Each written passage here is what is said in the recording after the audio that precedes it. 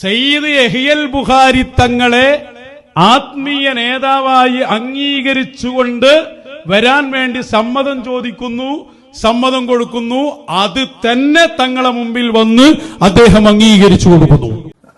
എനിക്ക് വർഷങ്ങളായിട്ട് പരിചയമുള്ള യഹ്യൽ ബുഖാരി എന്ന വടിത്തങ്ങൾ എന്നറിയപ്പെടുന്ന ഒരു സൂഫി ആചാര്യനുണ്ട്.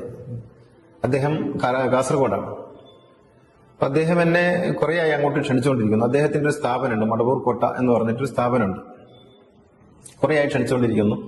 ഒരു 6 മാസം മുമ്പ് ഞാൻ അവിടെ പോകേണ്ടതായിരുന്നു. പക്ഷെ ചില കാരണങ്ങളാൽ പോകാൻ കഴിഞ്ഞില്ല.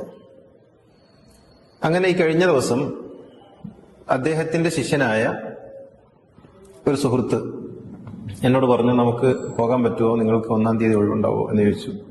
ഞാൻ വരാമെന്ന് പറഞ്ഞു. അങ്ങനെ ഞാൻ അവിടെ പോയതാണ്. തങ്ങൾ അവിടെ കൃത്യമായി മജ്ലിസിന് മുമ്പിൽ ഇരുന്നപ്പോ, മജ്ലിസ് നടക്കുന്നതിന് മുമ്പ് തങ്ങൾ ഇരുന്നല്ലോ, കൃത്യമായി ഓരോ ഹദീസുകൾ എടുത്തുകൊണ്ട് തന്നെ പഠിപ്പിക്കുകയാണ്. ഞാനുണ്ട്, ഷെയ്ഖുൻ, ഞങ്ങളെല്ലാരും ഉണ്ട്. ഈ ഹദീസിൽ വിശ്വസിക്കണട്ടോ, ഇത് വിശ്വസിക്കാത്തവൻ കാഫിറാണ്. നിങ്ങൾ അയാൾക്ക് പറയണ കുറ്റുണ്ടല്ലോ, അതൊക്കെ കൃത്യമായി തങ്ങൾ വിശദീകരിച്ചു കൊടുത്തിട്ടുണ്ട്. തങ്ങൾ അംഗീകരിക്കുന്നു എന്ന് മാത്രമല്ല, അത് കാണിക്കണം എന്നുമായി തങ്ങൾ. എങ്ങനെ കാണിക്കല്? ഷാദുലി റാത്തീബിന്റെ മജ്ലിസിലിരിക്കണം.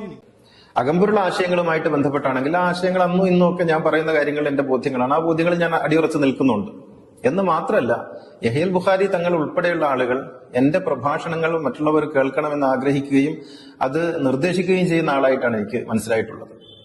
അപ്പൊ അവിടെ പോയി ഞാൻ തൗബ ചെയ്യേണ്ടുന്ന എന്തെങ്കിലും പാപമോ തെറ്റോ ചെയ്യുന്ന ആളായിട്ട് എനിക്ക് തോന്നിയിട്ടില്ല. അങ്ങനെ എന്തെങ്കിലും ഒരു തെറ്റ് ചെയ്തിട്ടുണ്ടെങ്കിൽ ഞാൻ അള്ളാഹുവിനോട് തൗബ ചെയ്യുക എന്നുള്ളത് എന്റെ സ്വകാര്യമായ ഒരു സംഗതിയാണ്.